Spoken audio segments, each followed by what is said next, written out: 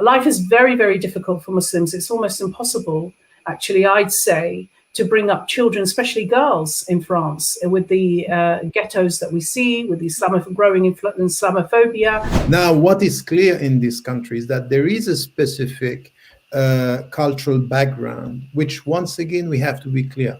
France had and still has a problem with religions, and not only Islam. We must understand that at this point in time, we are not proposing an alternative to the society, to the political fabric of this world. I mean, as such, if you are looking at Islam, does not talk about just some of the tenets of faith and articles of faith and things connected to spirituality alone. Islam talks about even politics. Islam talks about social welfare. Islam talks about economics.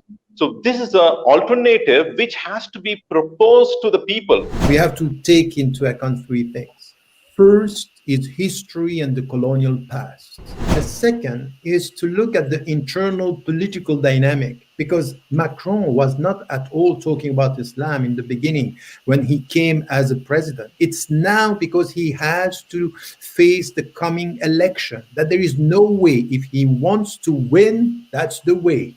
Target Muslims, speak about security, spread around fear, and this is the way for you to win the next election. So the political game here, it's important.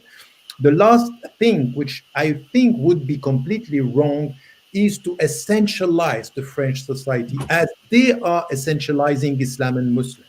Now, in a democracy, a politician in a democracy, if there is such a thing, a politician should be concerned about telling the truth. A politician should be concerned about his country. But it seems to me that, and everybody knows this, that politicians are more concerned about their political careers and positions.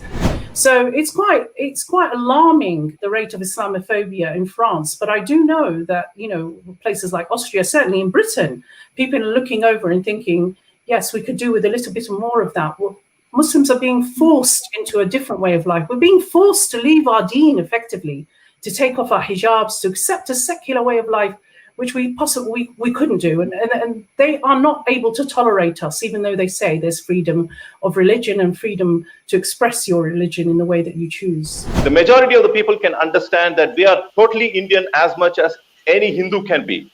And that is it's an outcome of deliberated discussion. And that comes with scholarly, endeavor, which has to pass through certain forums.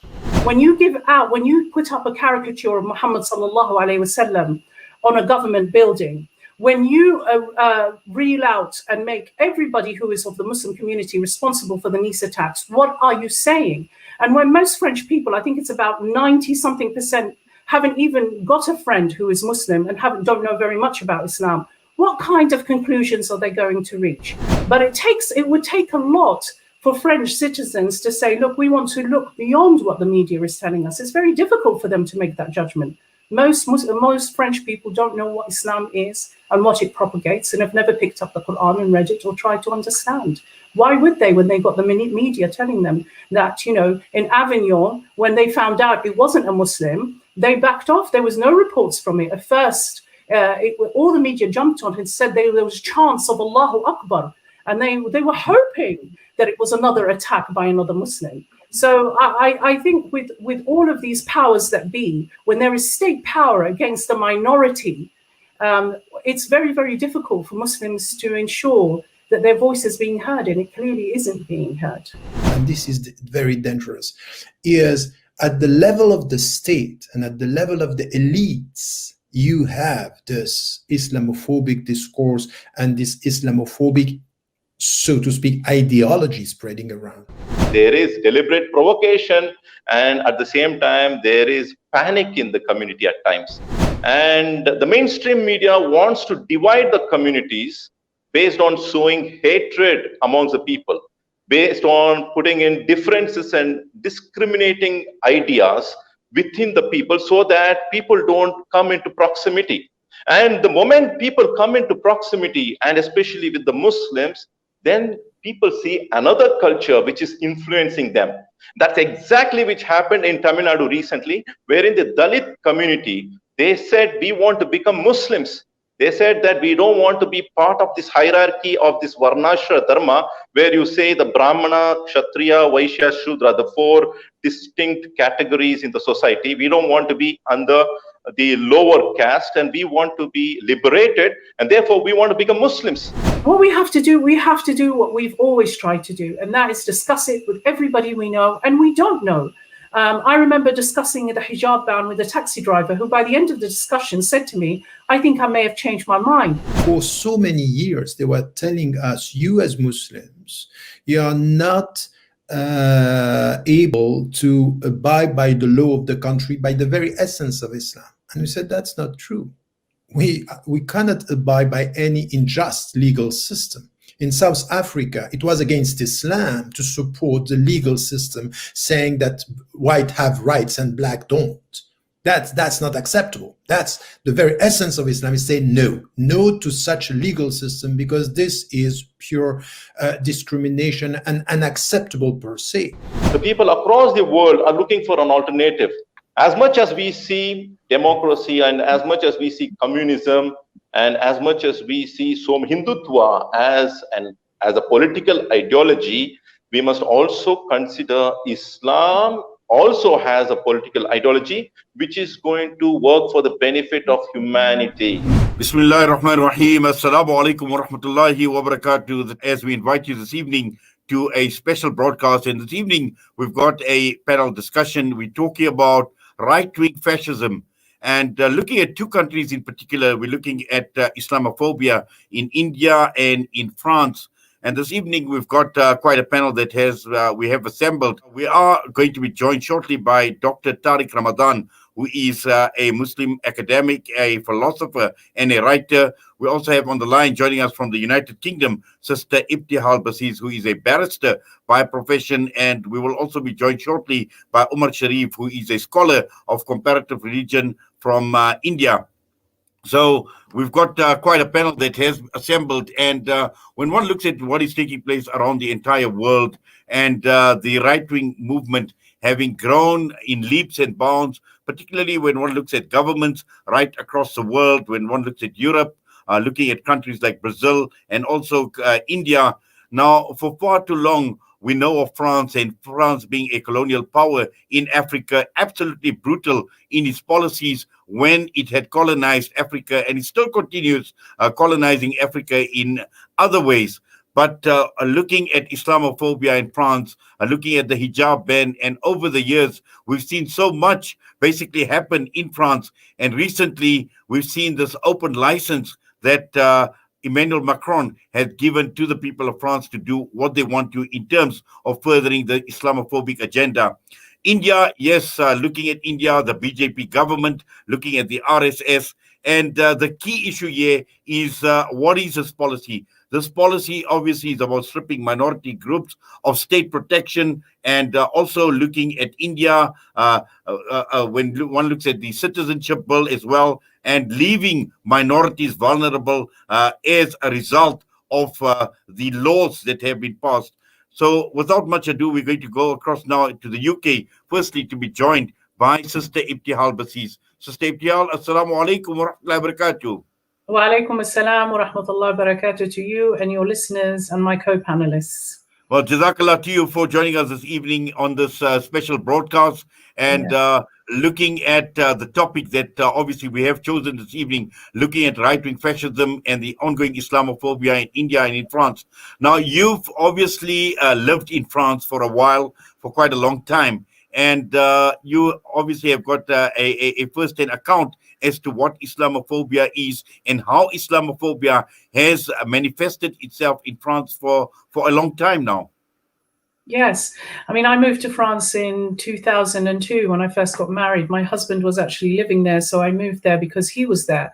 And immediately I was struck by how openly racist people were. Now, it may well be, and I was there actually when Jacques Chirac was president, and there was talk of removing the hijab, making it an illegal garment in schools, specifically, and government buildings. So the world felt very, very tight sight for me as soon as I got there, having come from Britain, which was much more tolerant. Obviously, things they've been looking at France and thinking, okay, we want a bit more of what they're doing. And that's what we're now facing here in Britain as Muslims. It seems to be a global thing at the moment, but particularly accentuated in France, followed quite closely by Austria. So it's, yes, it's the first state where I was pushed and spat at when I was pregnant in a shopping area, in a very, quite a wealthy shopping area, actually, by the Champs-Élysées. I know that Muslims there live in ghettos. There's a huge social divide between the French and the Muslims.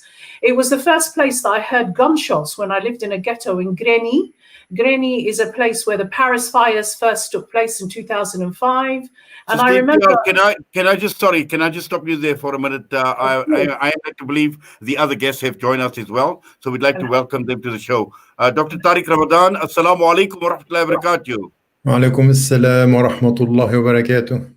Welcome, and Jazakallah to you as well for joining us on this panel discussion discussing Islamophobia in France and in India. And we also have got Brother Umar Shariff, who is a comparative religion scholar in India, joining us right now. Brother Umar Shariff, assalamu alaikum wa rahmatullah.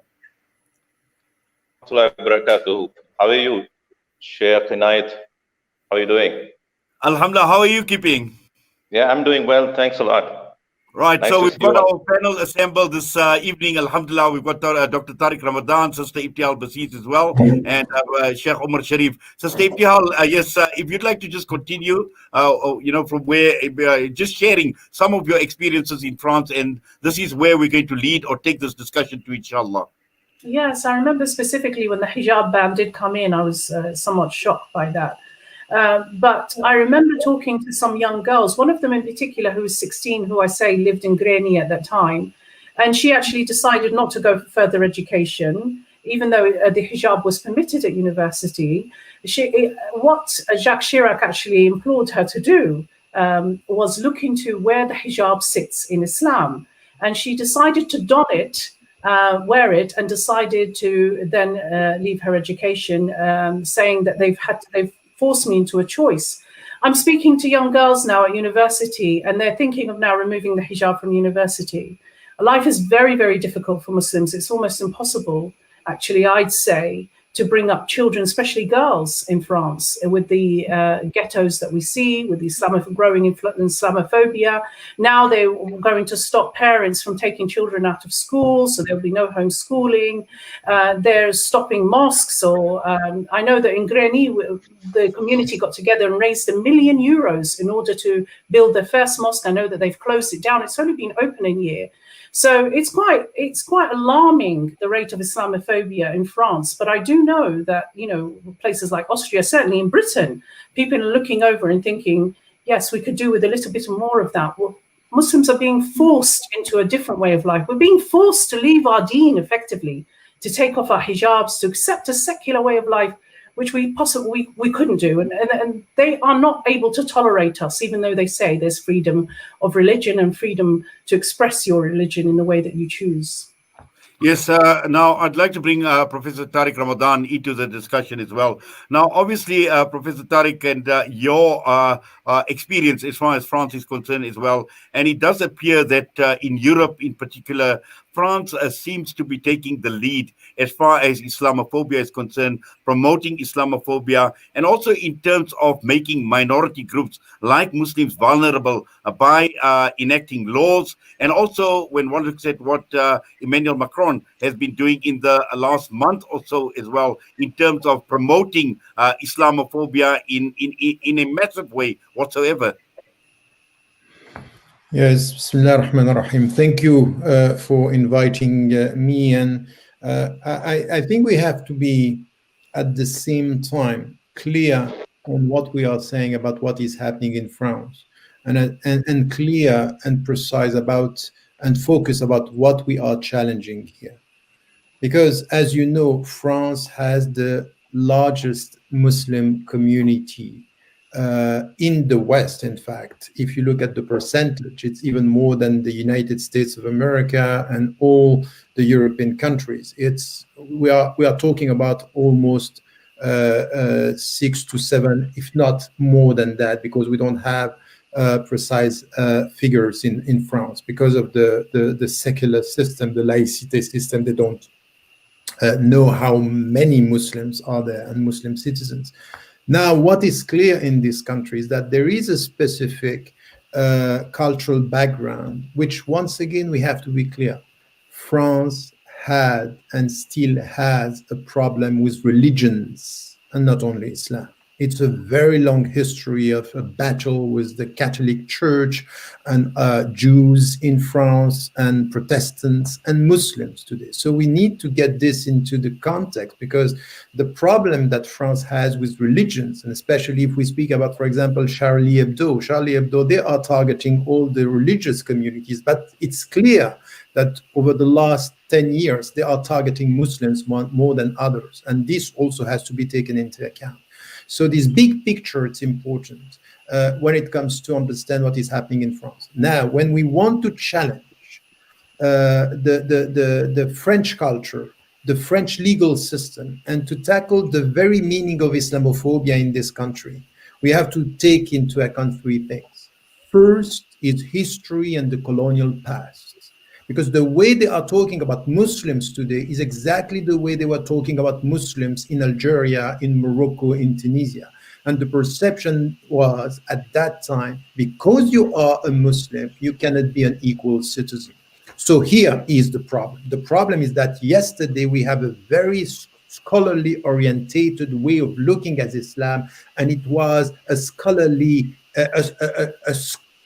oriented Islamophobia that we had in the books, that even if you speak Arabic, you're not able to be an equal citizen. You cannot be open-minded if you speak Arabic. The only way to be open-minded is to speak French, because Renan was saying when he was challenging Jamal ad-Din al-Afghani that French is the language of civilization and Arabic is, backward per se. So colonial past, it's important. The second is to look at the internal political dynamic, because Macron was not at all talking about Islam in the beginning when he came as a president. It's now because he has to face the coming election that there is no way, if he wants to win, that's the way. Target Muslims, speak about security, spread around fear, and this is the way for you to win the next election. So the political game here, it's important. The last thing, which I think would be completely wrong, is to essentialize the French society as they are essentializing Islam and Muslims. They are saying all the Muslims are like this. Islam is about this, and you are all about radicalization. We have to be quite clear that within the French society, you have a large segment of people who are as victims as us when it comes to political climate and when it comes to racism. And we have to be clear that these people, our fellow citizens in Europe, in France or elsewhere, are the objective allies to resist this racist statement and resist the populists. Because once again, if you look at what is happening in India, and we are going to talk about India, you know that within the Indian society, not all the Hindus, not all the, the Buddhists, not all the fellow Indian citizens are supporting the racist leading party. That's very important for us not to essentialize India and to essentialize France and saying, these are countries where Islamophobia is the very essence of the society, because this is not true. Yes, Jazakallah for that, Professor Tariq, and we'd like to bring Sheikh Umar Shariff into the discussion now. Obviously looking at India, and India boasting to be the world's largest democracy, and over the years, we've seen quite a bit happen since the BJP actually has come into power, but also aligned with the BJP.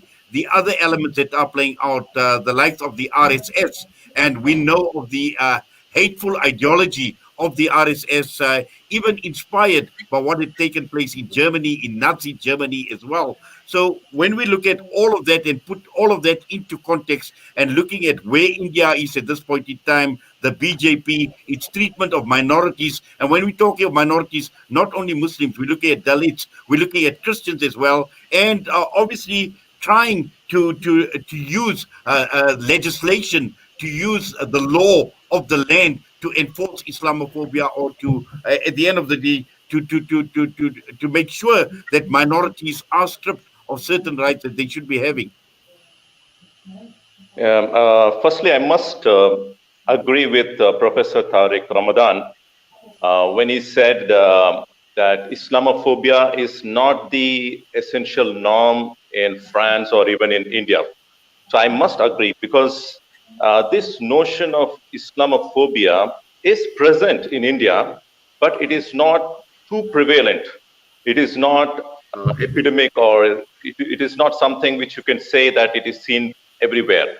In fact, it is seen very rarely and occasionally. And whatever we come across in the media, it is true. We have to assert the fact that we get to see Islamophobia even in India, but it is very negligible. It's very negligible. Why would I say that? Because at this point in time, I'm staying in Tamil Nadu. It's a little far away from Bangalore city. I've come here for a vacation.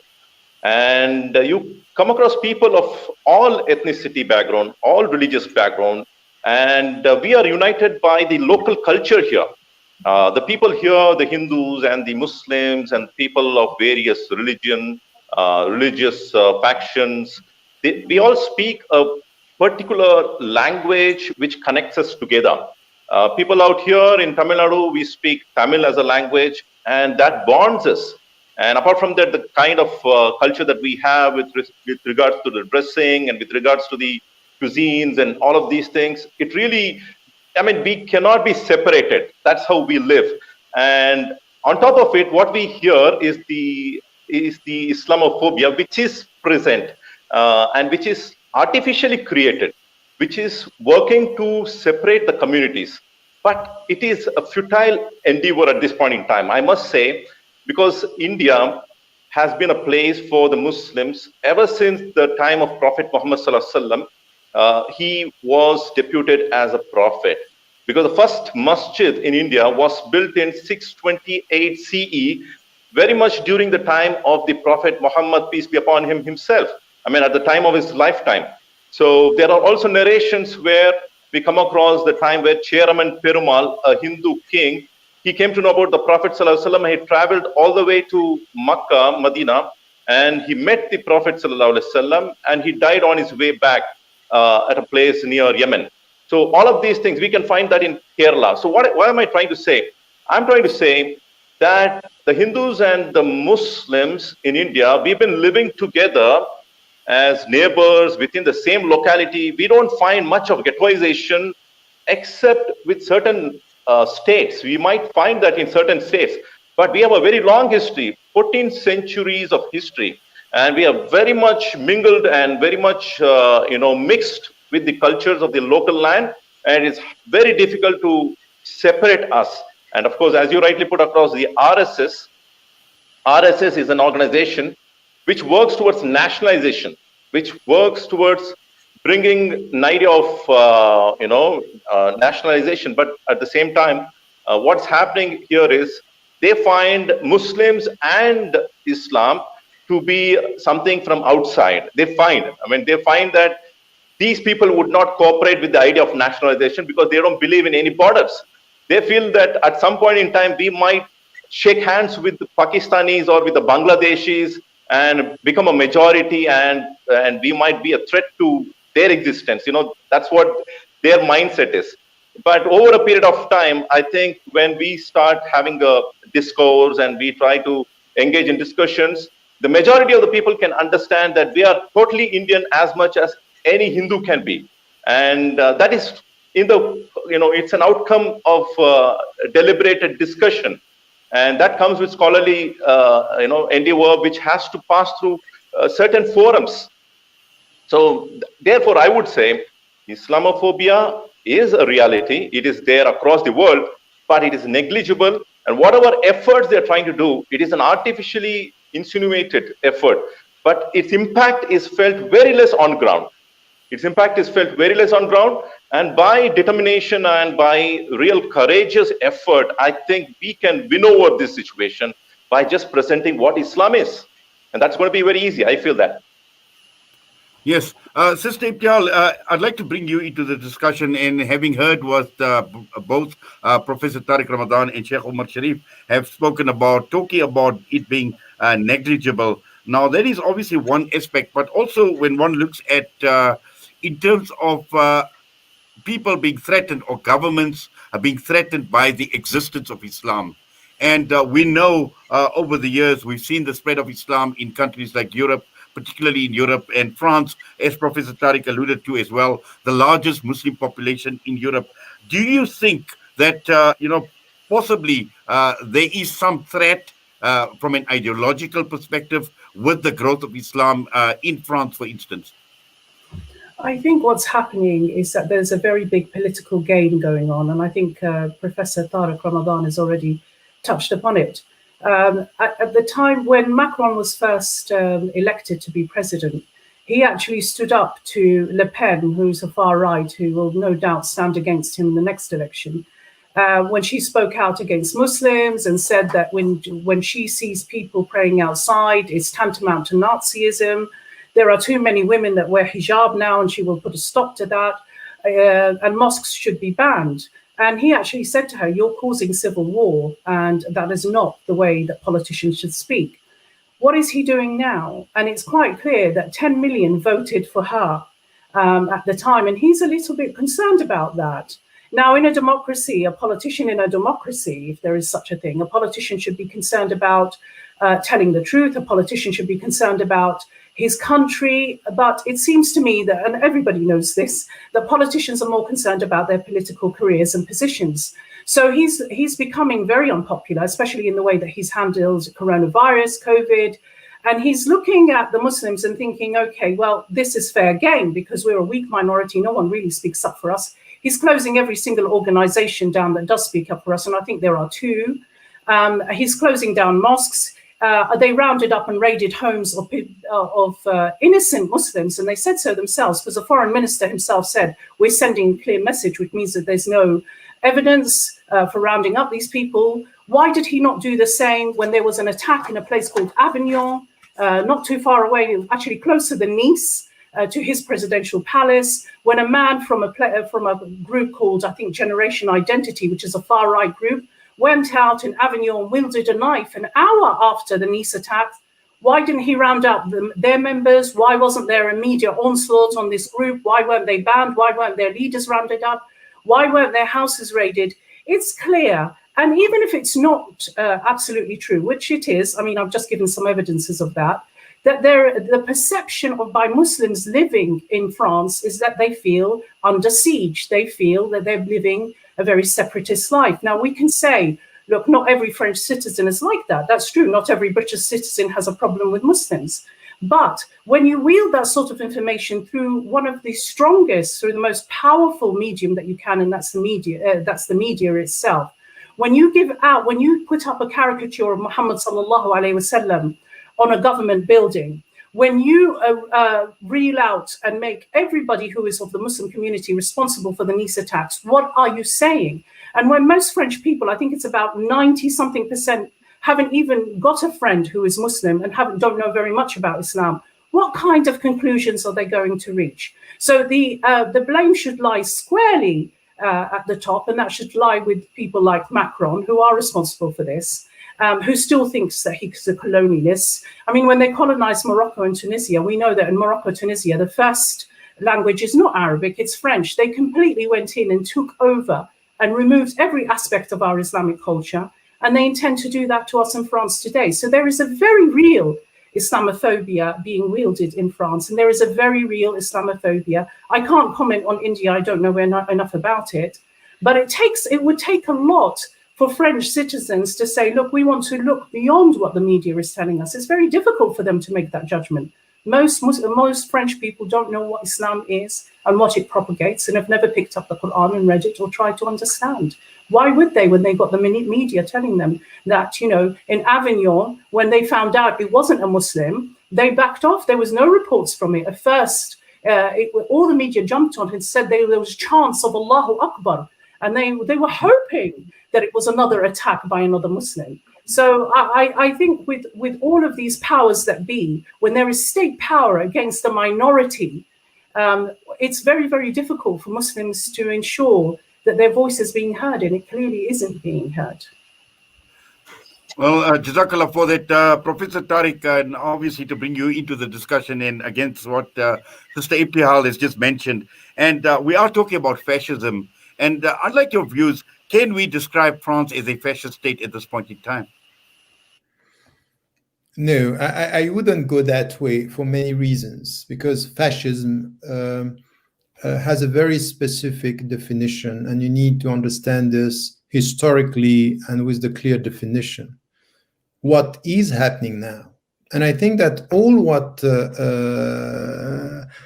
Sister Ibtihal was saying is completely right. In fact, the way she's portraying the big picture of what is happening in France is correct. Now, the question is, you put all these events together, all these facts together, but this is a right picture, but I'm sorry to say this because I think that we have to be precise, it's a bit a distorted picture of the internal dynamics that you have within the French society, because it's not as black and white. It's more complex than this, even though if we have to speak about what is happening in France now, and it's the same, once again, I wouldn't agree. I understand from where our Sheikh Omar is speaking, but I wouldn't agree with him saying, Islamophobia is negligible.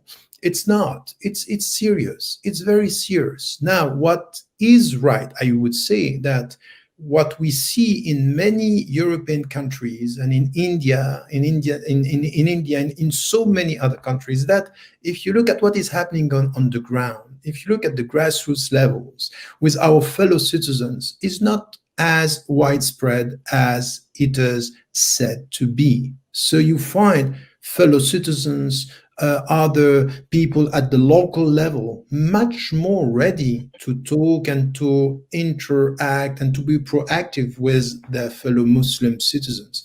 What we have, and this is very dangerous, is at the level of the state and at the level of the elites, you have this Islamophobic discourse and this Islamophobic, so to speak, ideology spreading around. And the problem is that it's true that, in fact, 4 years ago, Macron won the election against the far-right populist party, Marine Le Pen. But in reality, the one who won maybe not the election, but won the battle, the ideological battle, by spreading around the populist ideology, the far-right ideology, making the Muslims the other, creating this sense of otherness for Muslims, creating a sense that we are the victims of their presence. And I always gave 4 features to define populism. First is the victim mentality. We are oppressed and we are attacked by these people coming to our country. So they are destroying our very identity. This is victimization. Second, very simple perception of the realities, us versus them. So it's us, the Indian, us, the French, against those people, the Muslims who are coming, and this binary vision of realities, us versus them. Very simple answer to very complex question.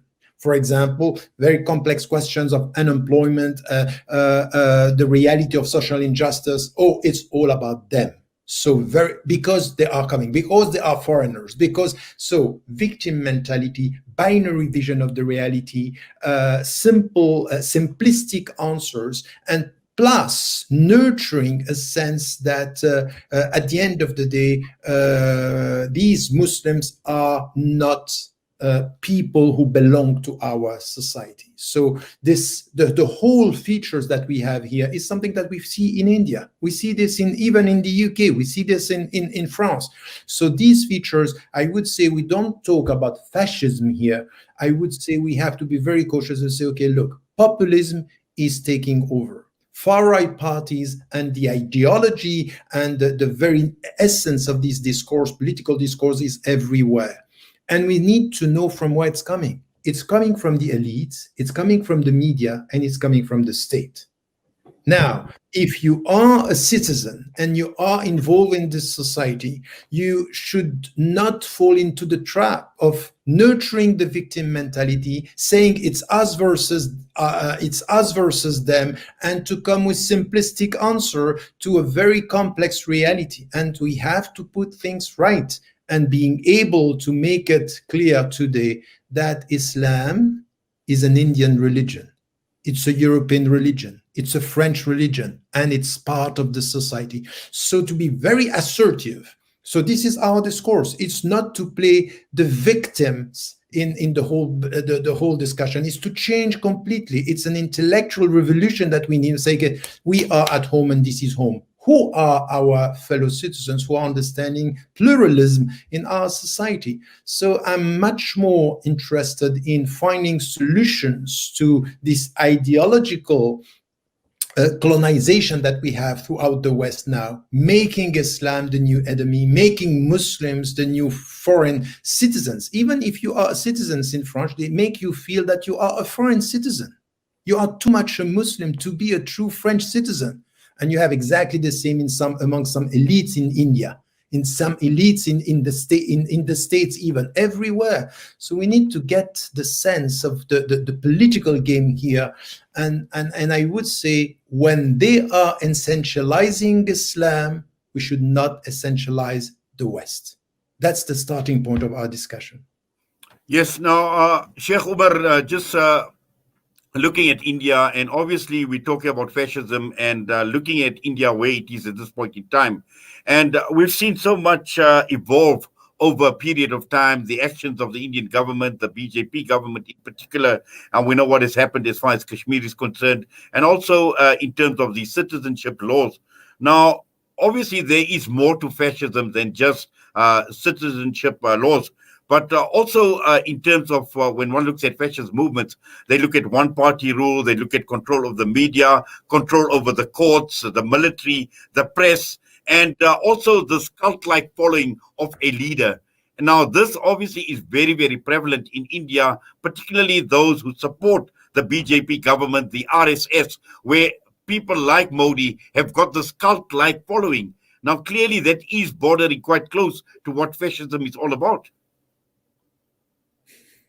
Well, fascism, it would mean that, somebody finds that one group of people have more right than the others to live on a land. And that would be a thing of discrimination, an open discrimination. But here in India, we don't come across such kind of open discrimination in terms of making any legislations. Of course, there is an issue of the triple talaq where we were having a lot of debate over why are they taking up this issue? Why are they provoking the Muslims? But at the same time, if you look at triple talaq issue, it is an issue which has come to the fore because of some of the Muslims who were insisting that the triple talaq be banned. The triple talaq of instantly giving divorce at once by saying talaq, talaq, talaq was something which was not considered to be appropriate by the Muslims themselves. And a lot of Muslim women, they had gone to the Supreme Court to say that consider this to be banned. So therefore, there was a kind of deliberated effort by the Muslim community, although they were few in number. So if you look at the scenario across the world, the triple talaq is banned almost over more than 20 countries. But when it was brought out in India, it looked as a provocation. It looked as a thing that was going against Islam. But when the same thing was banned in over 20 countries across the world, it wasn't considered as a provocation. Like even if you say in Egypt or even in Pakistan, in various parts of the Middle East, the triple talaq of giving, instant divorce is considered as impermissible in that society. So what is happening is, Muslims are also, sometimes they're getting alarmed. Whenever any issue is concerning the Islamic Sharia, if that is being touched upon by the government, there is a kind of alarm feeling which is happening within the Muslim mentality. So there is a two-way kind of thing which is happening. One is that there is deliberate provocation, and at the same time there is panic in the community at times. I would say both are not required in the society. There is a scope for debate. There is a scope for going to the process of law and order and the judicial process and trying to win over your rights through legal parameters. So there should be a kind of confidence within ourselves. Yes, what is right and what is wrong, whoever says it. Sometimes it may be that your enemy might be speaking the truth at times. We have to acknowledge that. Sometimes you have to acknowledge that and move further. So that is a kind of, the development which is required in the community. Let me tell you how the perception is built. If you are looking at the media, you will come across that Muslim is being killed for transporting beef or possessing beef at home because some of the Hindus, they consider the cow to be sacred. But you know something? You come to India, even in Karnataka, various parts of Karnataka, you will still find beef is it's a staple food of the people of India. You will find it in Goa, you will find it in Kerala. The Hindus eat beef, the Muslims eat beef, even in Tamil Nadu, in Bangalore, elsewhere, you will find it. It is there. But the thing is, in the media, and if you come across in the parliament, the kind of discussion they talk about is that they want to ban beef. But India happens to be the second most exporters of beef in the world today after Brazil. So what are they talking? They are speaking one thing and they're doing another thing. They're talking about establishing something, but in reality, on ground, there is something else. So what is happening is that a perception is built through the media, through the mainstream media. And the mainstream media wants to divide the communities based on sowing hatred amongst the people, based on putting in differences and discriminating ideas within the people so that people don't come into proximity. And the moment people come into proximity, and especially with the Muslims, then people see another culture which is influencing them. That's exactly which happened in Tamil Nadu recently, wherein the Dalit community, they said, we want to become Muslims. They said that we don't want to be part of this hierarchy of this Varnashra Dharma, where you say the Brahmana, Kshatriya, Vaishya, Shudra, the four distinct categories in the society. We don't want to be under the lower caste, and we want to be liberated, and therefore we want to become Muslims. So hundreds of people just last year, just before the COVID, hundreds of people, they embraced Islam openly in Coimbatore. And in 1981, when RSS was so vehemently, it was poisoning the minds in 1981, when the RSS was about from past 100 years, they're working very strongly. Yet in 1981, an entire town called Meenakshipuram, 1981, they chose to become Muslims. The entire town, it's in Tamil Nadu. And the moment they said they want to declare their faith to Islam, there was a total attention towards that place. They were like wondering, how can this happen when we are trying so hard to keep people away? How is that the entire town is becoming Muslims? So that's the real thing that they are worried of. They are worried about something more than what we are thinking. They are worried that the entire Indian subcontinent will turn to Islam. They don't want that to happen. They don't want the influence of Islam on their people. And therefore, they are sowing this hatred amongst the people by trying to keep the communities away, not getting closer to the Muslims. But that is inevitable, isn't it? When people interact in the society, they will come to know about each other. So even today, the fastest religion which is spreading in India, even today, based on all of these things, what we hear, it is Islam. Islam is the fastest growing religion, even today in India. So that is something which is not going to be promoted in the media. They are not going to portray this fact which is happening on ground in the mainstream media. Jazakallah for that, Sister Ibtihal. And, obviously you are a barrister by profession, and we saw Sheikh Umar Shariff talk about the judicial process and looking at obviously perceptions that are being created by the media, but also the situation on the ground reflects a different situation as far as the judicial process is concerned and how this would actually impact on Muslims, because we know that there have been certain laws that have specifically been there that have been Islamophobic by nature. The citizenship law in India was Islamophobic by nature. When one looks at things like the hijab ban, these are laws that are Islamophobic by nature. And just looking at it from a legal challenge and looking at the judicial processes, possibly in France, and I know you've got experience in France, in the United Kingdom as well, and possibly even looking at India, where possibly certain laws, and recently we know one of the states, and we're not saying the entire India, but one of the states in particular actually banned people or women from accepting Islam by way of marriage as well. So just to try and understand how the judiciary is being used to promote or to further Islamophobia. I think ultimately what we have to get to grips with is this idea that Islam is being attacked from every angle by by particular states in power. And I think what we, from a legal point of view, it just seems that the goalposts are constantly being moved in order to fulfill a political narrative. So, by example, just as I came to France in 2002, I'd heard about a Muslim man outside of Paris, actually. His children were denied access to their educational institution, to their school, because they wore hijab. He took it to court and he actually won. And his children were readmitted. Now, a year later, the laws turned against him and his children were booted out again and he had to home teach them.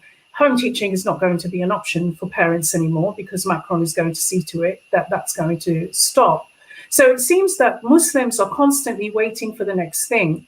We're all holding our breath every time there is some kind of explosion or some sort of attack, hoping that it's not a Muslim name because we know what's going to happen, that the entire community will be brought out and told to either to condemn openly, to apologize openly. And these are things that are very, very real for us as Muslims, regardless of what citizens, ordinary citizens feel and think about Islam, that these laws are being instigated against all of us as citizens, as Muslims in the West. And that's something that can't be ignored. Now, the next thing is, how do we deal with this? Well, the first thing is we must expose these things. When they happen, we must discuss this with our neighbors. I have Jewish neighbors on one side and English neighbors on the other side. When I first came to move to a very English suburban part of Britain, no one would speak to me. I had to go around and knock on doors and speak to people. And now we discuss everything from what's going on in Israel to the elections. And we can't ignore this. We can't pretend that this is a minority of people. There is a very real Islamophobic policy going on. At the end of the day, Marine Le Pen won 10 million votes. She'll probably get more this time round. We know that Trump is still leading the world. And even though now he's been booted out, he's still got 71 million votes. And I know Joe Biden got 76. He's a man that got the most amount of votes in the whole of American history. But Donald Trump got the second largest amount of votes in the history of America. These are very real populist views and people are willing to vote for it. Where are they getting these ideas from? And ultimately, they're getting it from the media, from the state, from the elite, as Professor Tariq Ramadan. What we have to do what we've always tried to do, and that is discuss it with everybody we know and we don't know. I remember discussing the hijab ban with a taxi driver who by the end of the discussion said to me, I think I may have changed my mind. But there was in 2004, when they did a survey, they found that 75% of people were against the hijab And that was because there was a media onslaught to make sure that happened, whereas before it was below 50%. So where did these other people come from? Who persuaded them? So we have to expose it. We have to understand that it's a very real problem. We have to get the knowledge about it. And one of the things we should expose is, if we really live in a democratic society, why isn't it that they can't even put up with a piece of cloth on my head? So these are the things that we should be discussing. These are the things that we should be exposing, absolutely. And we're not the victims, although we are being victimized by the state itself. But at the same time, we are the ones that fall privy to these laws. So in Britain, by example, I'm a lawyer. I'm called a prevent lawyer. A prevent lawyer is someone. Now the state, what they can do is they can actually as young as 4, children can be asked questions about their beliefs. And I've had children as young as 2 asked questions by police officers, who are called prevent police officers, about why a child is saying Allahu Akbar or singing an anasheed as young as 2. This is happening in the UK at the moment, and it's got worse over COVID. So the prevent strategy itself says that our biggest threat is the Islamic ideology. When you put Islamic ideology, everyone thinks, oh, it's Islam that's the threat. And this is all coming from the state. And I'm dealing with families now who are literally losing their children because they are doing no more than practicing their deen. You might get one sensible judge who says that these people are just religious, but generally there is a policy of Islamophobia that is very institutionalized in the state. And we have to understand it, know it, and expose it. Look, my husband has been stopped at Schedule 7 so many times. Schedule 7 is you can be stopped at the border and asked whatever question. You are forced to answer it. And if you don't, you'll be arrested. When he explained this, he's a doctor, he's a medical doctor. When he explained this and he talked about it to his colleagues, they actually said to him, we're sorry that this is done in our name. But how many Muslims? There's only 2 million of us here.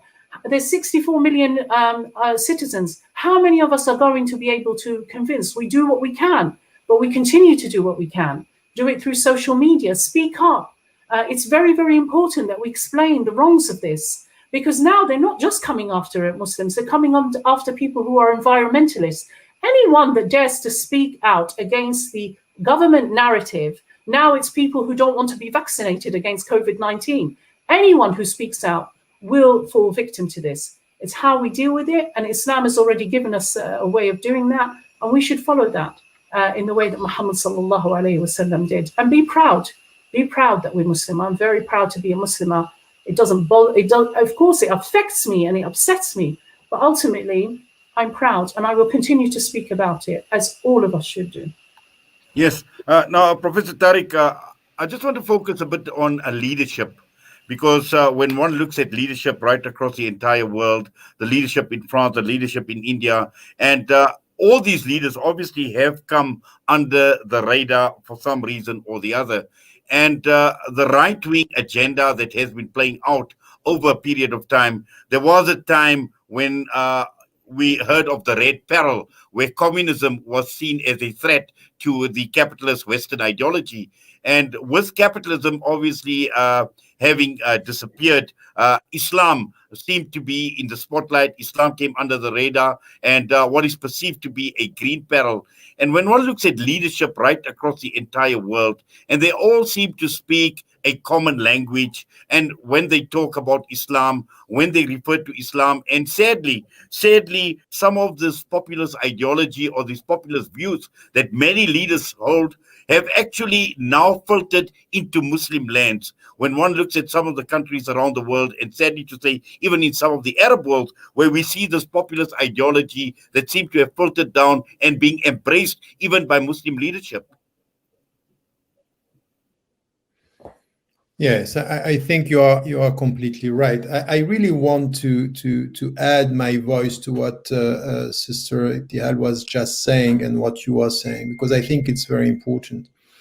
it's very important, and I would say when it comes to the challenges that we are facing today, and you were talking about, fascist system, yes or no, and I say talk more about the populist ideology everywhere. Now, there is something which is important, and she was talking about this as a barrister, and we are facing legal framework. For so many years, they were telling us, you as Muslims, you are not able to abide by the law of the country, by the very essence of Islam. And we said, that's not true. We cannot abide by any unjust legal system. In South Africa, it was against Islam to support the legal system, saying that white have rights and black don't. That's not acceptable. That's the very essence of Islam, is saying no to such a legal system, because this is pure discrimination and unacceptable per se.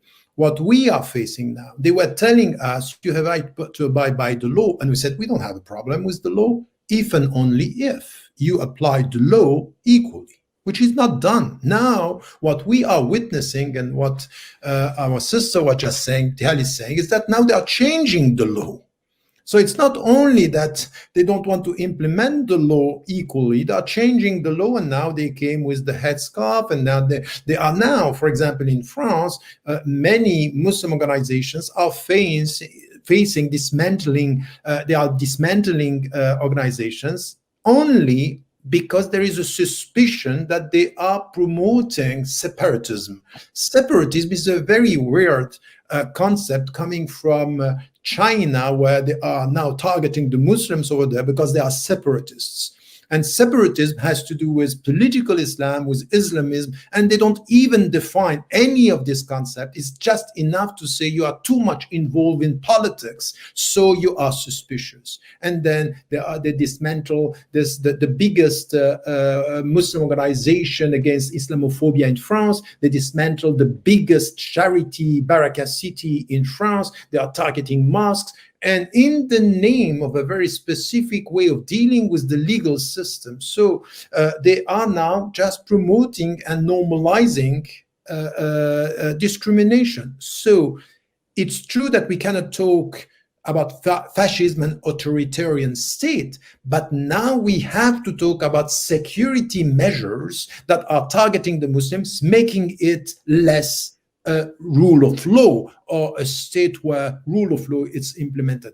That's the starting point of our discussion, and we have to talk about this as citizens within our society. Now, when it comes to Islamophobia, when it comes to the reality of targeting Islam and Muslims, and as you said yesterday, we were talking about communists, and then we were, now there is a kind of an agreement that the capitalist neoliberal system is the right path. This is not disputable. We have marginal voices talking about, maybe another economy, but still the free market seems to be the reference. And what we have in Muslim majority countries is three things. It's as if today we don't talk about this. This is the way to be a progressive. It's to accept this ideology based on the free market, based on something which the free market and the way it is the westernization of the world. That's the reality of it. This is what we have to accept. And if you say, no, we don't accept this because we still think that the economy should be regulated, that we should change this capitalist view and promote human beings, and even for us, the very essence of our transcendence and Tawheed is to say, after we say Allah and after we say there is only one God, we say the precedence comes to human beings and the environment, not to money and economy. That's not the way we are dealing with it, and we are going to resist. You know why? Because by essence, Islam is saying no way. No way, we can't accept that. So this is an ideological resistance. But if you say this, you understand that you are a danger for both in the West, but also in the Muslim majority countries that are supporting this system because they are making money and they are protecting their status in the Gulf states, for example, or in dictatorships. That's the reality of it. So it's no wonder that today you have a Sisi coming from Egypt being welcome in France, and as if nothing is happening over there. That's the way it is. So we, as European citizens, Indian citizens, citizens wherever we are in Europe or in the States or in the world, we have to be clear that there is a struggle which has to do with the ideological big picture, that we are resisting this westernization, neoliberal system that is imposed onto us, and we don't accept that. This is one. The second is to be able to say, you know what? There is even Islamophobia in Muslim majority countries. There is Islamophobia in Muslim majority countries. The way they are talking about Islam is to transform the image of Islam against Muslims and against the activists and against the Muslims who are promoting freedom and dignity and an open system, where we are talking about a democratic system. Speak about the democratic system if you want, but at the end of the day, the reality of freedom in Muslim majority countries, this is what we want. You know why? Because Islam is about freedom within our society. So this is the second. And third, we should understand that something which is happening now, you will see Muslim leaders, or let's say leaders of Muslim majority countries, supporting populists, supporting Trump, supporting BJP, supporting even France in their policies against the Muslims. You know why? Because they know that the Muslims who are free and who are going to be free are going to speak against them. So you better deal with the states who are controlling their citizens against your critical stance against the Muslim majority countries. So we have many fronts here.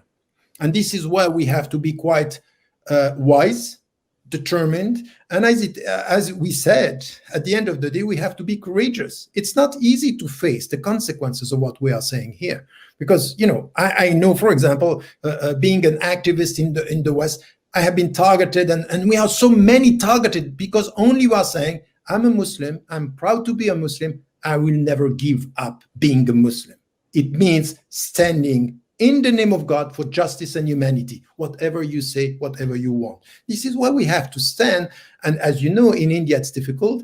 Everywhere in Europe, it's difficult. In the States, it's difficult. But this is the way forward. And I would say Muslims should not put themselves in a situation where they are the only victims. We have to make it clear. All we're talking about now, it's going to have an impact on every single citizen in the world. We are talking about the COVID, we are talking about security measures. At the end of the day, we are not all going to be under control, because the way capitalism now is spreading around is the Chinese version of capitalism, is capitalism plus security and surveillance. That's the reality for us in the future. Well, that is obviously a stark reality, and that reality obviously is facing us, especially with COVID-19, and we've seen what has happened with regard to regulations. Now, coming back to you, Sheikh Umar Shariff, the ideological resistance that Professor Tariq Ramadan speaks of, and for someone like yourself who is a scholar in comparative religion, and just looking at India in terms of Islam as an ideology, how Islam is perceived as an ideology, is it a threat? Is it not a threat? That's a very profound question. Well, at this point, one of the things that we come across is to resist the false ideologies. I mean, we are talking about resisting the false ideologies and resisting something which is being imposed upon us. But along that, we need to talk about proposing an alternative.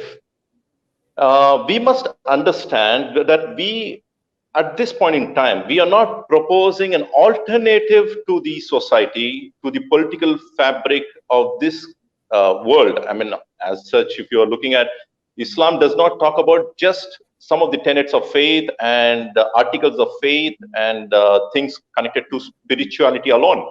Islam talks about even politics. Islam talks about social welfare. Islam talks about economics. So this is an alternative which has to be proposed to the people.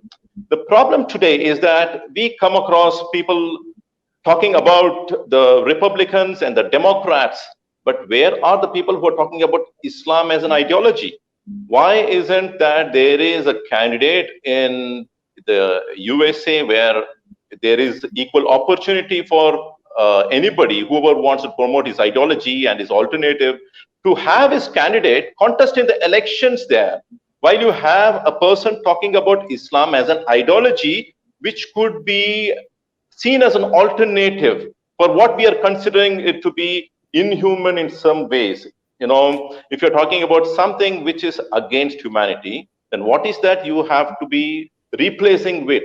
So that you have to consider that Muslims in general, we have to play a very strong, active politics in today's world.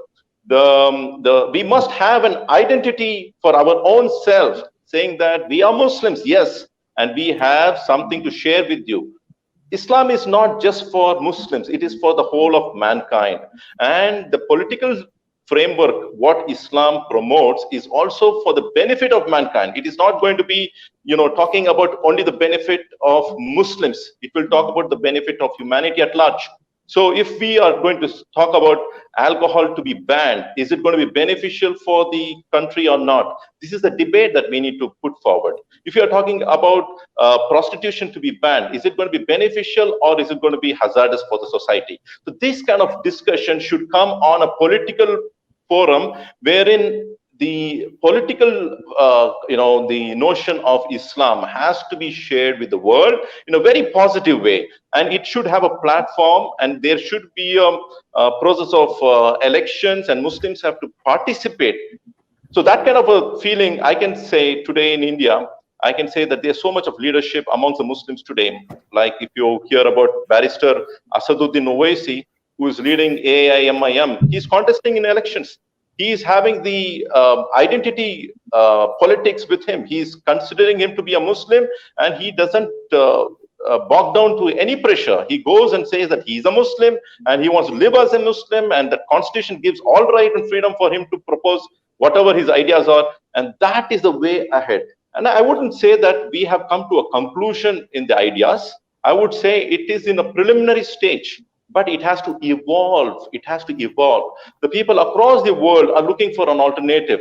As much as we see democracy, and as much as we see communism, and as much as we see Hindutva as a political ideology, we must also consider Islam also has a political ideology which is going to work for the benefit of humanity. And there are enough fatwa, there are enough rulings by the scholars that if you are having an interest to promote the Islamic values and the political idea amongst the people, then you can participate in the democratic system as well.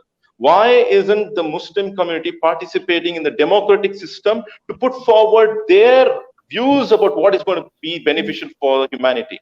So at this point in time, I want to say, along with resistance, we must also propose what is the alternative for today's crisis. And as much as we find the right-wing extremists working against Islam, we also have ultra-secular fanatics who also work against Islam. Anybody who is going to be extreme in his thoughts will work against Islam, including the extremists amongst the Muslims. There are extremists amongst the Muslims too. They can't, understand about pluralism. They can't, so much of problems that we come across in the world today.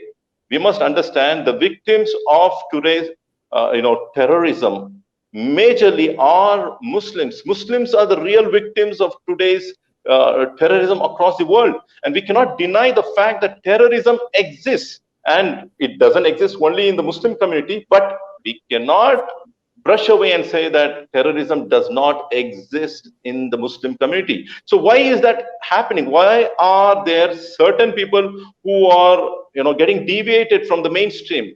Because they are extremists. So wherever there are extremism, wherever there is extremism, that's going to work against Islam, and Islam is going to be always giving the right direction for the people, be it Muslims or the non-Muslims. Islam is going to give the right direction of how to live in a pluralistic society. Yes, Islam talks about tolerance. Yes, let us talk about that. Islam talks about social welfare. Let us talk about how Islam gives an idea of, building an economic structure on the basis of the, the revelations which has been sent. So I want to say, we must look into the field of politics very strongly. We cannot remain as social activists. We cannot just remain to fight for our rights, but we should also try to influence in the field of legislation. So that has to be a very far-sighted effort. I feel we need to work on that. Well, Sister Ibtihal, now, just listening to what Umar Shariff is saying, and also Professor Tariq mentioned intellectual revolution. Now, this is very, very important for us to understand in terms of how do we respond. Because at this point in time, we know we've got a leadership vacuum in the Muslim world to challenge the narrative and to challenge what is playing out politically and right across the entire world. And even with the latest developments in France, as Professor Tariq mentioned, Sisi visiting Egypt. But in terms of leadership, possibly we've seen Erdogan in Turkey make a few statements, and he's had this spat with Emmanuel Macron as well. But just as far as this intellectual revolution goes, and how do we as Muslims respond, to these narratives that are playing out?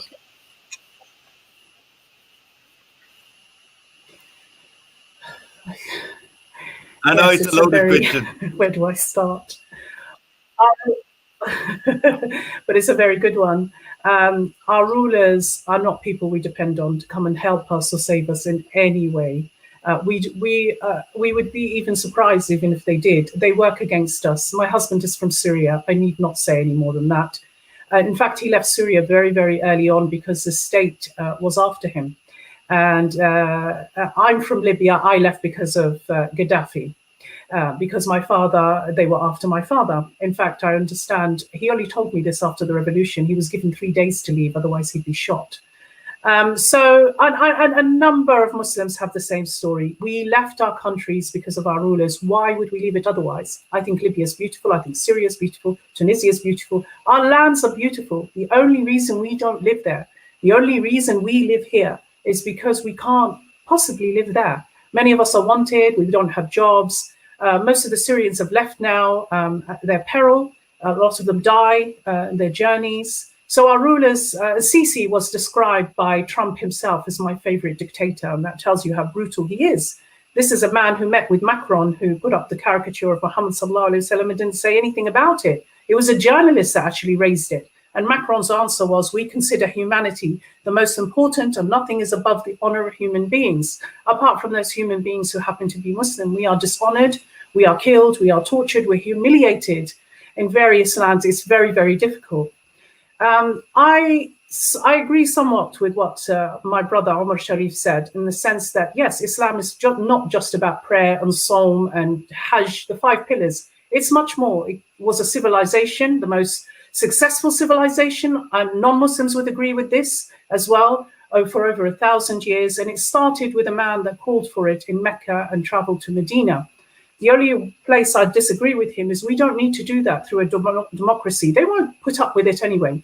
If they can't put up with a hijab, then they won't be putting up with anyone saying Islam in politics. That's what they're trying to stop, incidentally. In fact, they're banning any political Islam in Austria. That's what they say. They haven't defined what that means. I don't know what that means. They're probably saying, I can't go out on the road now and protest and say Allahu Akbar. I'd be considered a terrorist.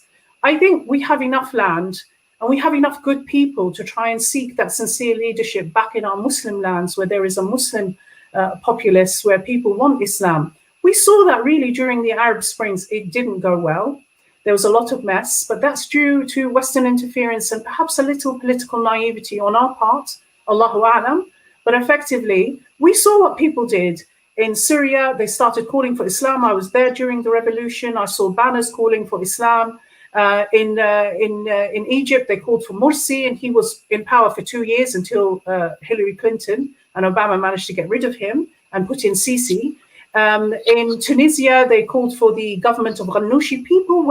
I remember there was a lady I spoke to, a sister I spoke to, during the votes at the time of Morsi, and she was saying that everybody she knew was just ticking boxes where there was an Islamic party.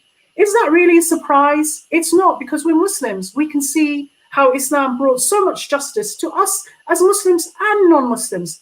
In fact, Islam was the only civilization which people asked for them to come and take over their land in the whole of history. Now you'll see, we know that Islam left us as a political entity, but people remain Muslim. so-called freedom through George Bush came to Iraq, people didn't become secular and leave Islam. They remain Muslims. Of course, it's a mess, but we remain Muslim. The problems that we have is interference in our land. And if we want to talk about terrorism, actually, a lot of the studies would disagree with you, brother. In fact, it's a very small minority who are Muslims and commit terrorism. But we have to ask ourselves, what did foreign policy have to do with that? Why did people commit these acts of terror? When you come and bomb people and you take away their resources and you humiliate them and you treat their women like they are nothing, what are you going to get back? No one is condoning it. You shouldn't kill innocents. I almost feel like I have to give that as a disclaimer every time I talk about Islamic politics. We have a system in place. We can reignite that system. Why not? Why not? We can see the secular liberal society and its imposition on our lands has done nothing but destroy us. We want something back of our belief in our land. We want all of it back, incidentally. Why not? Why not? We have the apparatus there. We have the call for it. We have to make people understand it. And why are they banning it? Because people really on the ground, when they looked at the Arab Springs, they said, oh, let's see what they call for. Well, we didn't call for democracy and we didn't call for your liberal Western way of life. We called for Islam and they didn't like it and they came to destroy it. We need to go back to that now, really understand what it's about, get back those sincere leaders that we pick, not that are picked for us. We pick and that we can account. That's what it means when we say we have freedom in Islam. We want freedom to be able to account our rulers and remove them when they are not working in accordance to I'm just taking a little country I went to in 2017, Mauritania. It's got diamonds, gems, oil. It's got everything. And who is there? The French and also the Americans have built the biggest embassy I've seen, the biggest American embassy I've seen anywhere in the world. I've traveled to a number of countries in the middle of Nouakchott, which is the city. And who are the minions working for them? Mauritanians who are entitled to that wealth. We want to be able to get a leader who will give back that wealth to us so that we can live not as humiliated people, not as refugees. I'm still treated as if I'm a refugee. People still ask me if I can speak English, not as a third-class citizen, but as someone that was brought onto this land to live under Allah subhanahu wa ta'ala's laws in my land under the right leader, not the ones we have now. Yes, Jazakallah for that. Now, I see, Professor Tariq, you had a broad smile when Sister Ibtihal was talking, and possibly, I'd like to know what was behind that smile. No, I agree with almost everything I heard, even though I'm much more critical about what was called the Arab Spring. I think that we have been very naive in our assessment of what was happening. And, I by the way, I wrote a book about it, the Arab Awakening, and saying, be careful. It's not at all what we thought it was. And it was not, a conspiracy, but it was something which was much more complex than that on the global reality, and what was, the social media and the networks, the way they were used, and who, we know more today about the way it worked, and even with the US elections and Cambridge Analytica and the way Goldman Sachs was involved. So I think we have to be very cautious, even though if we come back to our discussion here, I think that all what we said and our understanding of the challenges ahead are important. And I think that Sheikh Omar was saying something which is true. It is true that when it comes to our understanding of our presence in the world today, لِتَكُونُوا شُهَدَاءَ عَلَى النَّاسِ means for you to be witness to the truth before human beings and before mankind. Meaning that we have to be witnesses, and witnesses, the very meaning of witnesses is to promote what is right and to resist what is bad. الْأَمْرُ بِالْمَعْرُوفِ وَالنَّهْيِ عَنِ الْمُنْكَرِ. This is what we are talking about. But it's a double movement, and this is why, when we speak about jihad being only resisting an effort, no. Jihad is two movements. The first one is resistance, and the second is reform. is to resist in order to reform. It's not only to resist and that's it. It's a double movement. And this is the way we have to understand it. The very meaning of jihad, which is not, of course, we have to explain it's not holy war, but it's a double movement. It's as much a resistance than it is the promotion of what is good, an alternative. El-Badil, it's what are you proposing to the world? What are you bringing to the world? It's important in this movement. Now, what we have is that if you look at the leadership, and this is the question you were asking, Inayet, in your question is, okay, there is a crisis in the leadership. And to tell you the truth, just let us be frank and let us be honest about it. If you look at the economic system, we are very critical towards the capitalism and the neoliberal system. Are we bringing something different? Do we have an alternative? We don't. We are very good at criticizing, but now knowing the knowledge, and we have great economists around the world, Muslim economists, but they are coming with something which is a halal system within haram, a halal transaction or halal compliant or Sharia compliant within an ocean of haram. Because at the end, we have a desk of halal in an ocean of haram. So this is what we have. When it comes to environment, are we bringing something? Where are the Muslims bringing something about the way we look at nature, the way we understand you are not respecting God if you don't respect nature, period. That's the reality of it. Now, do we come with something which is what our alternative when it comes to social justice, when it comes to dealing with against racism, for example? We have everything. As you know, the essence of Islam is bringing us with all this. Are we courageous? Are we bright? Are we involved in our current discussions around the world to bring something as Muslim leaders and as the leadership that is needed today? We are not. We are not for many reasons. But I would say that I'm now becoming becoming old to be more humble in the way I'm looking at things. That we need today to get a sense of counter power everywhere we are. And counter power is about this double movement, is how do we come with a discourse countering the power at many levels? So it's the ideological power, it's the economic power, it's the social power. We have to resist and we have to be. So this is bringing us something which has to do with spiritual energy. You have to resist, stand up now. When it comes, for example, about all this. And then what you have to do as a second step is at your level, in your field, come with the second step with counter power and a sense of a proposal for the future. What can we bring on this when it comes, for example, to justice and social justice and this is where we have to be. But I'm sorry, how come in the United States of America you have Muslims coming from the two communities? Some are Black Muslims, African-American Muslims, and others are migrant Muslims. They came from Muslim majority countries and they are very, very well educated. And they are not able to come together as something which is Muslims coming from, Black Muslims coming from migrant Muslims, and to be able to come with something which is an alternative for the United States of America. How is it that we have two conventions at the same time, Black on one side and Arabs on the others, and say, oh, this is a universal religion, we all come together, except when you are dealing with Black brothers and sisters? Is this the future? Is this the alternative? It's not. So I think that this sense that we need to have a counter culture based on our Islamic reference, promoting a sense that we have to resist ideologically and to be humble, but at the same time not to be obsessed with political power. Because today you can be a president with no authority and no power, because it's not there that you will have the power. It's elsewhere.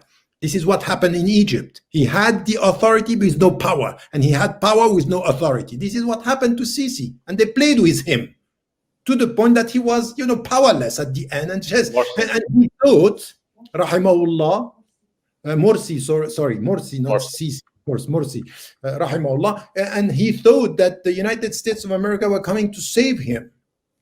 So naive on this, and this was wrong, and so many, not only him, so many Muslims around the world are not getting it. They don't get this, and I would say that yes, we have a crisis in our leadership, and we have to be at the same time humble as to our objectives and courageous as to our stance. It's the way now we have to resist the global culture and to present ourselves as, yes, you're right, Islam is an alternative. Ideologically, it is an alternative. It's about resisting this global system based on money, discriminations, and destruction of the world. We are here in the name of our faith, in the name of the transcendent, in the name of the unique and the one God. We are here to be witness to what is right in the world. And we will be with all the people who are supporting this, Muslims or people of other faith. Yes, we've got about 10 minutes or so to go. And Sheikh Umar, I've got a few questions, and I know there is one in particular that is directed at you, where we've got Shazia Akhtar, and she speaks about the respective governments, France and India, seeking to use and exploit the Muslim minority to push a particular policy to garner political support. But the question to you is specific, and it says, is Brother Umar speaking for all areas? Has he experience on the ground in all the areas, talking about lynchings? Is he really saying that there is negligible Islamophobia and its perception? And what about NRC and CAA? Okay. A very powerful question, I would say. With regards to the aspect of lynchings, I would say it is very serious. Even if one person is being lynched, it's a very serious matter. And we don't consider it to be a minor issue. It's a very major issue, even if a single person is being lynched in India. And for that matter, I must also remind, it is not something which is started after BJP coming to power. That is something which people should remember, that even before the BJP came to power, we had the demolition of Babri Masjid under the government of Congress party, which happened to be a secular party, which happens to show up as a secular party. And in 1984, the Sikhs were massacred. The Sikh community were lynched. I mean, they were lynched in thousands in the middle of the roads, and people entered into their homes and they just killed the children, the old, and all of these things happened in 1984 during the Congress government. Because soon after Indira Gandhi was killed, the people showed their aggression against the Sikh community. So India, if you happen to see, 2002, we had the Gujarat carnage. So it is a consistent thing that we keep hearing. But there hasn't been something which has started afresh. It is not something which has started after the BJP coming to power. So therefore, this is existing since a long time and it is continuing, and Muslims were killed even then and Muslims are also being killed today.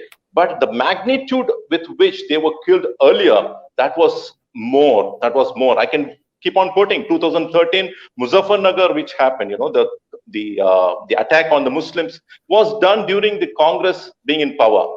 And even in Assam, there were many occasions. So there's a lot of discussion we can go about. We don't say that lynching is something which is trivial. No, it's a very dangerous issue. We have to stop. But there are many reasons for that. It is, yes, of course, Islamophobia is also part of the reason. But that is not limited only to the Muslims. The Dalits are being killed. The Dalits are being lynched. Not only Dalits, even a Brahmin of a high caste, religious community, from the high caste, even he gets lynched in India.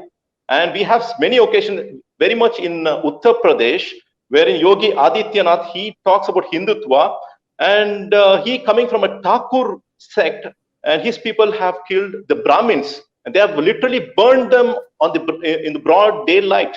So all of these things are witnessed. So what I'm trying to say, let us not just separate the Muslim issue. It is a collective issue. It is not just, where is the Brahmin phobia here? When there is Islamophobia, Is there a Dalit phobia that Dalits are being lynched? Is there a Brahmin phobia that Brahmins are being lynched? There is something more than Islamophobia which is working on ground. There are many reasons. There could be personal hatred. There could be personal vendetta. There could be so many reasons for what is happening on ground. But finally, what comes on the thing is that it is Islamophobia. Why? Because they want to make you feel more panicky. I don't deny the fact that there is Islamophobia, but we must not live with it as though there is a major threat. We are going to be very much in control in our lands. We are very powerful. I feel that we are very strong in our land with the current system, and we are countering the anti-Islamic forces, looking at face of it. We're not just looking, we're not showing our backs, we're looking at the face of the anti-Islamic forces and we're countering that. So that needs courage, and that needs determination, that needs a sense of positivity to say that, yes, we are going to defeat the anti-Islamic forces, the Islamophobia. So that's where I'm getting at. I'm not trying to say that Islamophobia does not exist, but there's a way to tackle this. That's what I'm trying to get at. Right. I know we've got about 3 or 4 minutes to go to the panel, but we've just got 2 or 3 questions, and I'd appreciate it if we could just obviously just spend a few more minutes or run a few minutes over just to tackle some of these questions, because I know there are many comments that are coming through, but just specific questions. And I know we've possibly touched this one here, but Sister Ibtihal, as Muslims, and this comes from John Maplin, as Muslims, do we have to fight this ideological war individually from different parts of the world?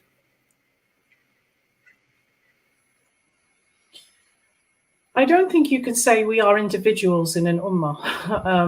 That's not, look at the panel today. We've all got different ideas about how this ideological Islam could be brought to the forefront.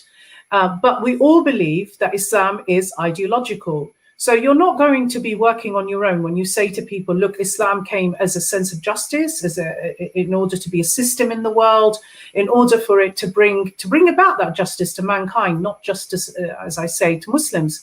It really does bother me that there are a lot of non-Muslims that know nothing about Islam, because we know it's the fastest growing religion, but once they see it on a state level, as Allah subhanahu wa ta'ala says in Surah Al-Nasr, إِذَا جَاءَ نَصْرُ اللَّهِ وَالْفَتْحُ وَرَأَيْتَ النَّاسَ يَدْخُلُونَ فِي دِينِ اللَّهِ أَفْوَاجًا.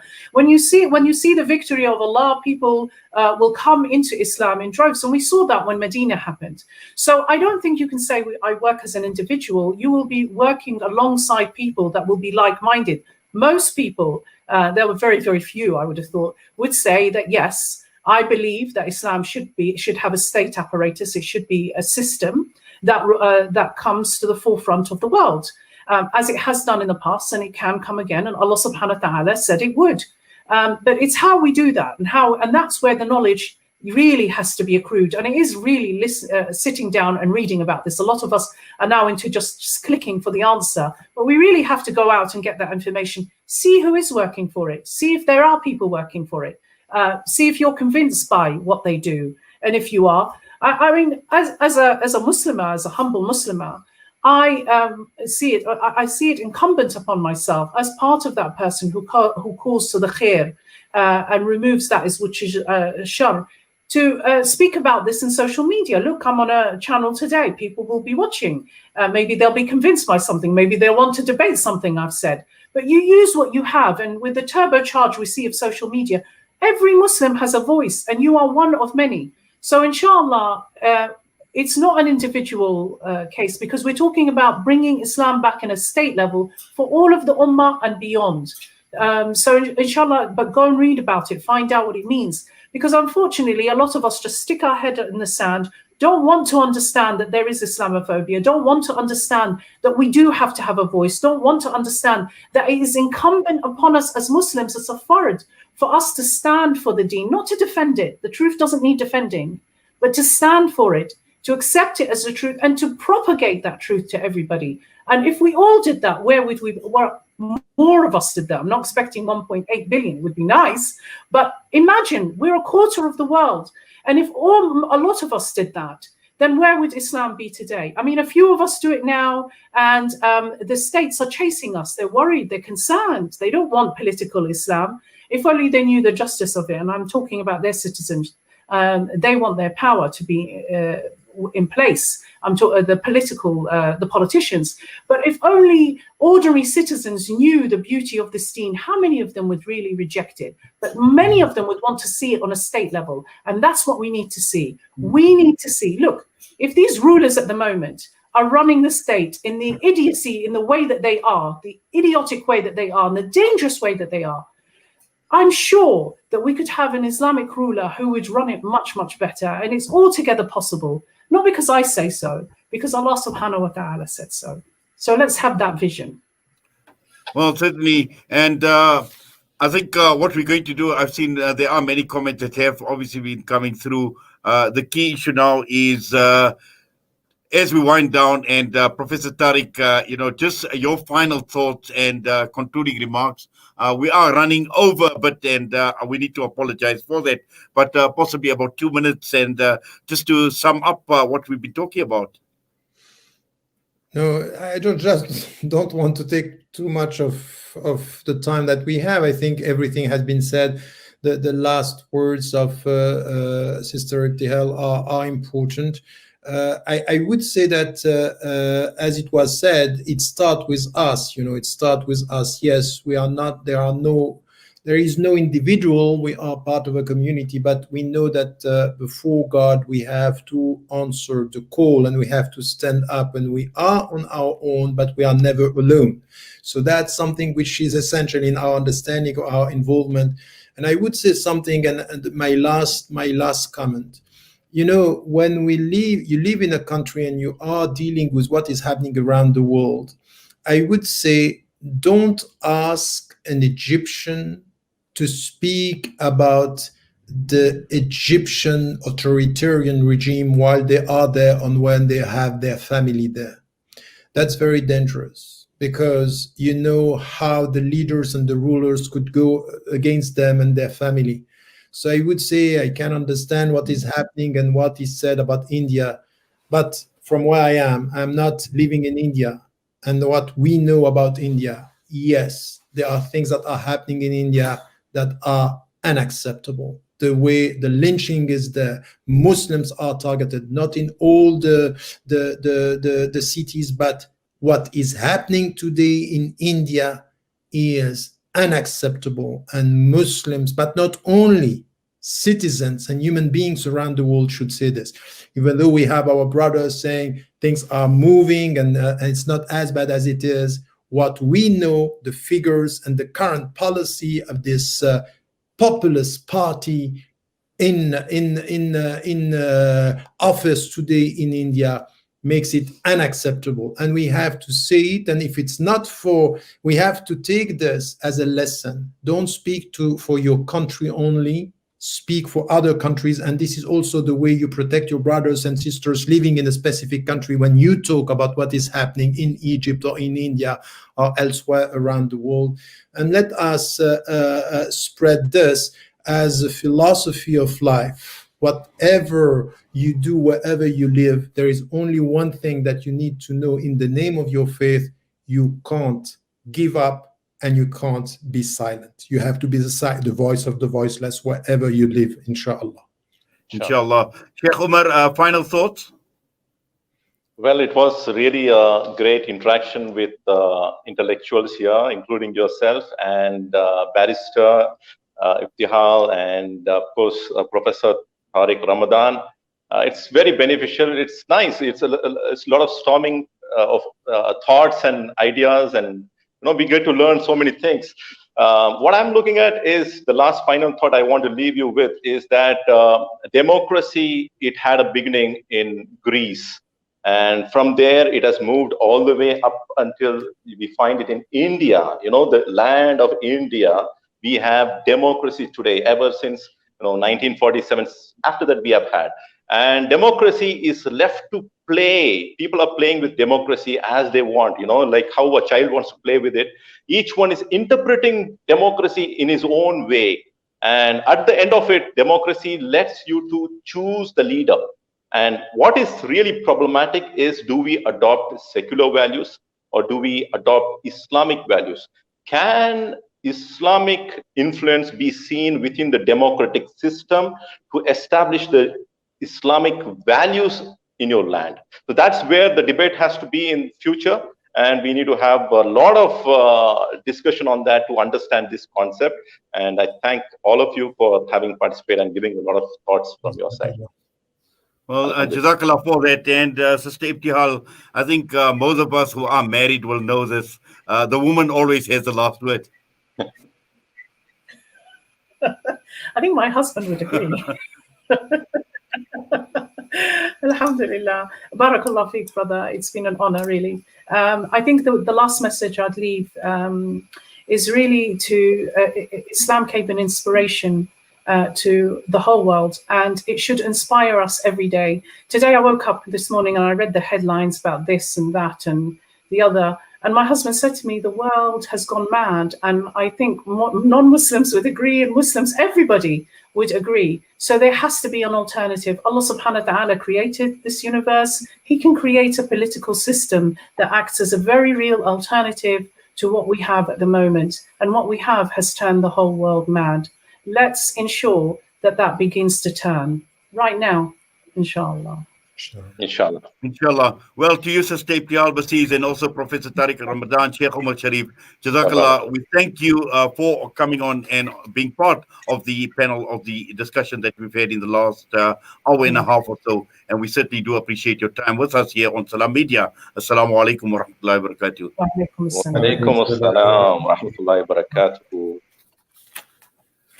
Well, that brings us to the end of this special broadcast that brought to you by Salam Media this evening, looking at fascism and how it has manifested itself, looking at countries like India and France in particular, but also taking the discussion globally. I must say it was a fascinating discussion. It was wonderful being with you, and also the team here at Salam Media who had put this entire program together, Mohammed Arai, with Shazia Zubair, our station, our head here, our boss out here, Porti Molatsani, who's been out here this evening, making sure that everything goes well, and also Sadiq behind the controls. We thank you for listening, for watching, for viewing this evening. Assalamu alaikum wa rahmatullahi wa barakatuh.